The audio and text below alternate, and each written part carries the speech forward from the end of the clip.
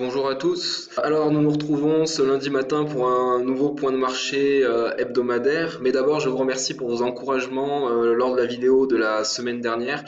C'est extrêmement motivant pour moi pour continuer à vous fournir ce type de contenu. Donc merci à tous. Aujourd'hui, nous allons passer en revue 5 actifs, le DAX 30, le GB-Pod, le GBP-NZD, le WTI. D'abord, je vais vous proposer mon analyse sur l'indice SP500. Quelqu'un l'avait demandé dans les commentaires la semaine dernière. D'ailleurs, n'hésitez pas à vous poser vos questions, vos remarques dans les commentaires ou à me demander l'analyse d'un actif particulier. Ce sera avec plaisir la semaine prochaine. Alors, concernant le SP500, sur un graphique mensuel, le constat est simple. Le constat, c'est que la tendance est haussière, que nous sommes actuellement dans un canal. Alors, je précise que sur les indices, j'ai souvent tendance à constituer mes canaux, à tracer mes canaux à partir de la borne basse et je réplique cette borne basse tout simplement au-dessus du cours pour coiffer les cours de cette trendline basse. Donc, nous voyons que nous atteignons la borne haute de ce canal, que le momentum est très fortement haussier, mais qu'une correction serait tout de même relativement saine pour cette tendance. Donc moi, j'ai un petit peu de mal à me dire que je vais rentrer à l'achat sur cette tendance déjà assez mature, assez vieille, qui n'en finit plus. Mais vendre ce type de marché est évidemment assez dangereux. Alors que pouvons-nous en dire sur un graphe daily? Eh bien, tout simplement que nous avons également un canal ascendant également.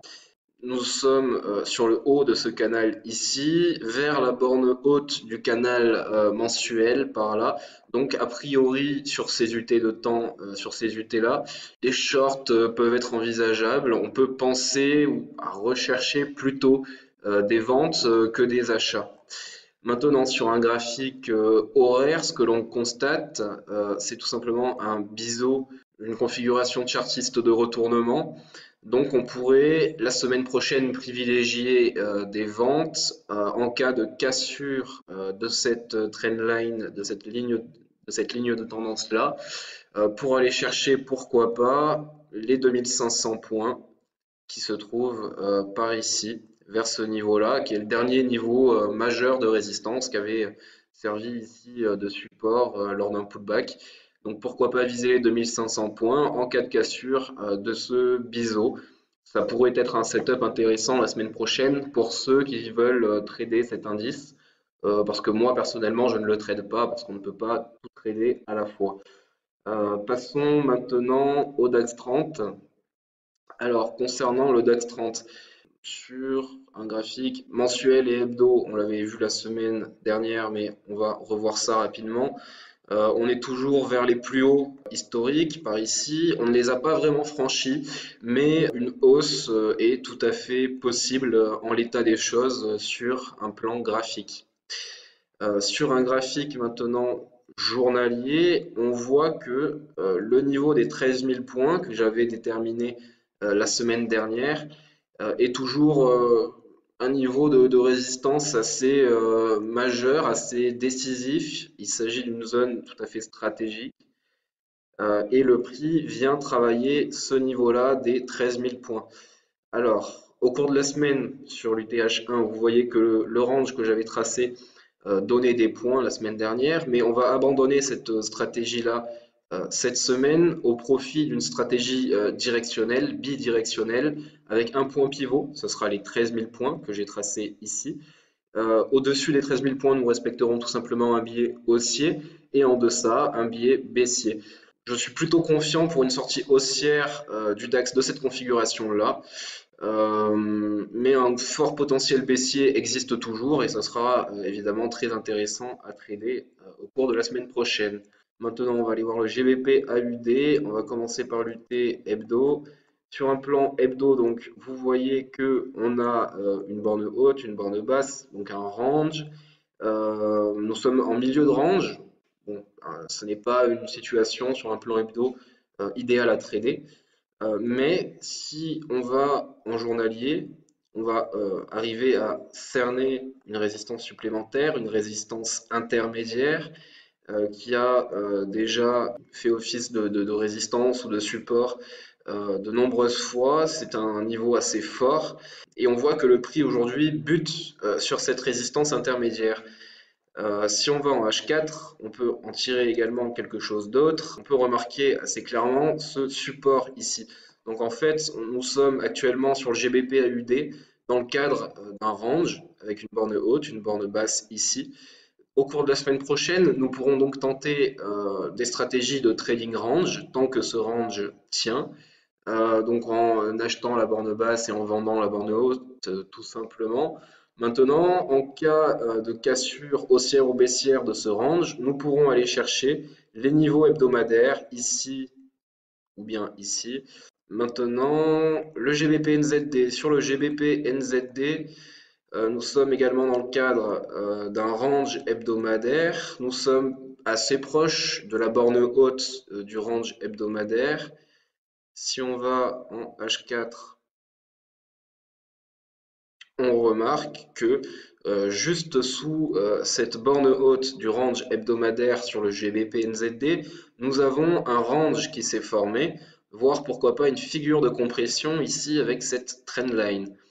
La stratégie donc pour la semaine prochaine serait plutôt baissière. On pourrait d'abord essayer de vendre ce niveau-là ou bien de vendre sur cassure de cette ligne de tendance pour aller chercher ce niveau-là ici que j'ai matérialisé en bleu et en extension, tout simplement on pourrait garder des latents pour descendre encore bien plus bas et pourquoi pas en renforçant par la suite.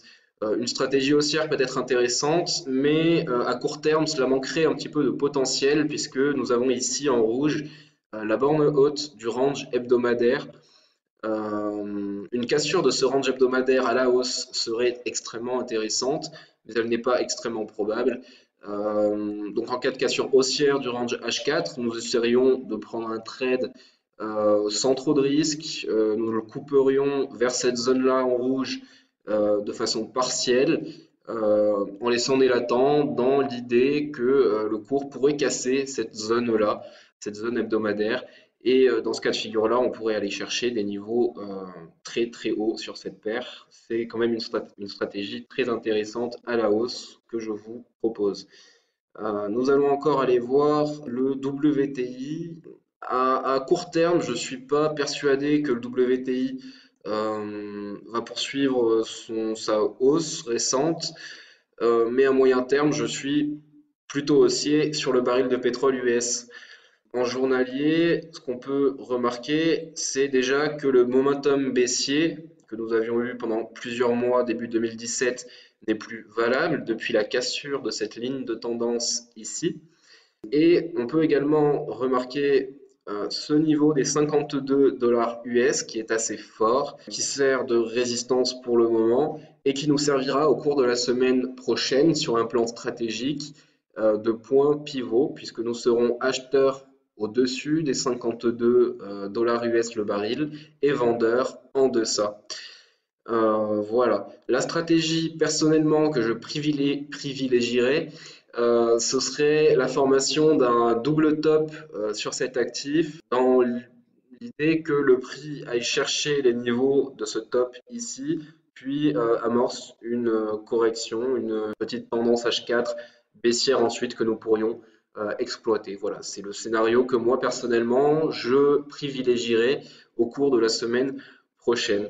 Voilà, on a analysé donc les 5 actifs prévus. Je vous remercie pour m'avoir écouté. J'espère que vous avez apprécié mes analyses. Si c'est le cas, je vous laisse mettre un pouce bleu en dessous de la vidéo. Je vous dis à la semaine prochaine. N'hésitez surtout pas à poser vos questions ou à demander des analyses sur les actifs particuliers dans les commentaires. À la semaine prochaine. Ciao!